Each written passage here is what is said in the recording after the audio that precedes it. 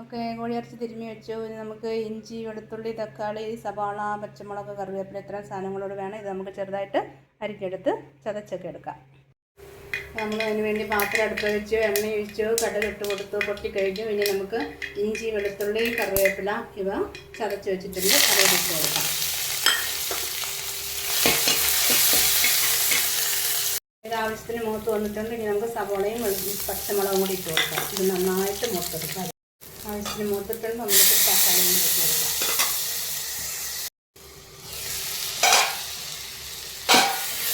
സവോളയൊക്കെ നന്നായിട്ട് മൂത്ത് വന്നിട്ടുണ്ട്.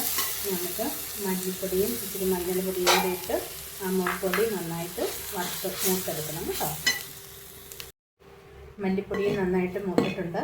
ഇനി നമുക്ക് തേങ്ങാപ്പാൽ ഒഴിച്ചു കൊടുക്കാം. തേങ്ങാപ്പാൽ ഒഴിച്ച് ഒന്ന് മിക്സ് ചെയ്തതിന് ശേഷം നമുക്ക് തിരുമ്മി വെച്ചിരിക്കുന്ന ഇറച്ചി ഇട്ട് കൊടുക്കാം. ഇറച്ചി നമ്മൾ ഉപ്പൊക്കെ ചേർത്താണ് മസാലയെല്ലാം ചേർത്താണ് വെച്ചിരിക്കുന്നത്, അതിട്ട് കൊടുക്കാം. ഇറച്ചി നമ്മൾ മുളകൊക്കെ ചേർത്ത് തിരുമ്മിയാണ് വെച്ചിരിക്കുന്നത് കേട്ടോ. ഇനി ഇതിനകത്തേക്ക് നമ്മളിട്ട് നന്നായിട്ട് ഇളക്കി യോജിപ്പിച്ചതിന് ശേഷം വീണ്ടും ഒന്നാം പാലൊഴിച്ച് കൊടുക്കണം. അപ്പോൾ ഇത് നന്നായിട്ട് വെന്ത് വരട്ടെ കേട്ടോ. നമുക്ക് കറി ഇടയ്ക്ക് ഇങ്ങനെ ഇളക്കി കൊടുക്കണം, താഴെ പാത്രത്തെ പിടിച്ച് പോകാതെയൊക്കെ. അപ്പോൾ പകുതി വേഗം ആയിട്ടുണ്ട്. ഇനി അത് തിളച്ച് വറ്റി ഇറച്ചി നന്നായിട്ട് വെന്ത് കഴിയുമ്പോൾ നമുക്ക് തേങ്ങാപ്പാലിൻ്റെ ഫസ്റ്റ് പാലൊഴിച്ച് കൊടുക്കാം.